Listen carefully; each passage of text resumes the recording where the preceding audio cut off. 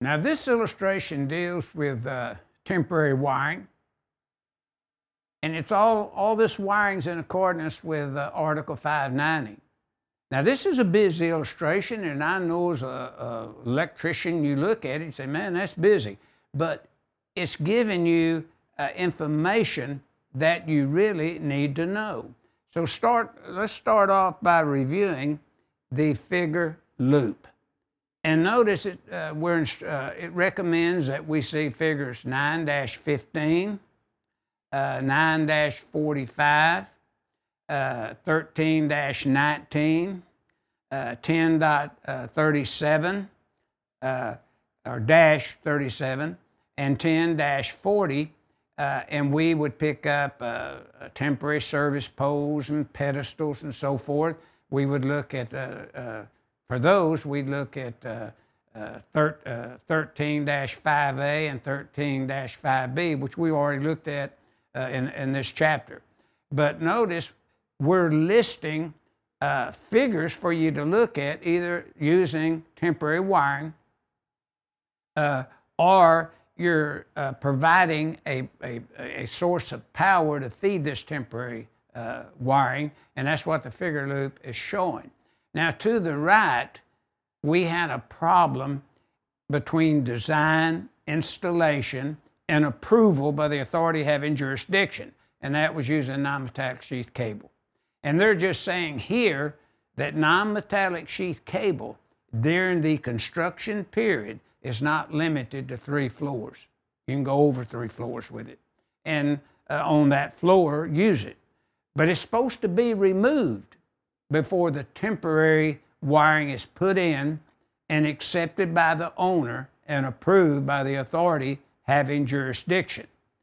And then if we want to look at the service equipment to the right, then 500.4A says service equipment must meet all the rules of Article 230.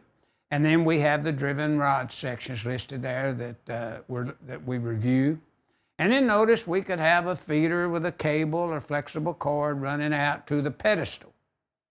And then we can cord and plug connect extension cords there in accordance with 240.5B3 that we've talked about here.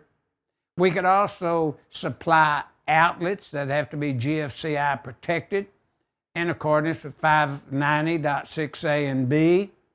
The receptacle requirements of 590.4D. And then just for the single phase receptacles at 120 volt, 15, 20, and 30 would have to be protected with GFCI protection by 590.6A. And then the branch circuitry wiring, if we look at that call out right above the pedestal, branch circuits, cable assembly, multiple conductor cord, cable hard usage, cable extra hard usage, type NM cable, type NMC cable in accordance with 590.4C could be used.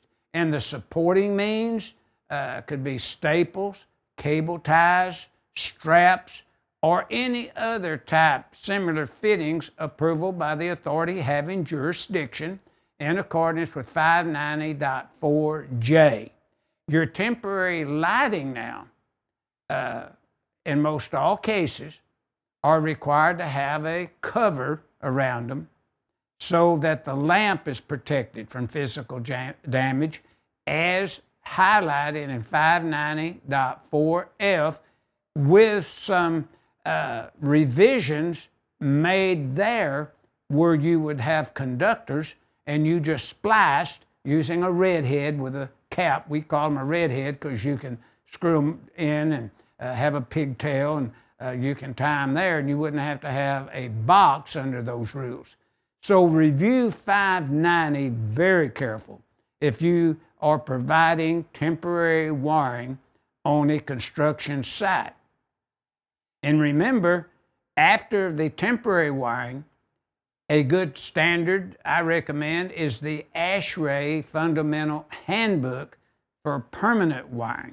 And I believe it's the A-1 I believe, is the section. But anyway, you can look it up. It's a permanent wiring based upon what's underneath this wiring. Offices, tables, what do you got?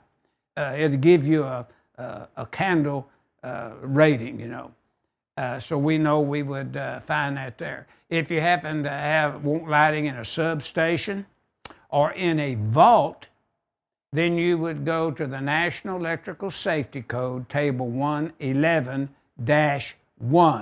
Now again, we have listed this and shown this throughout our chapters. So I'm just recalling it here. But mainly this illustration is dealing with temporarily wiring techniques in accordance with the requirements that are outlined in Article 590.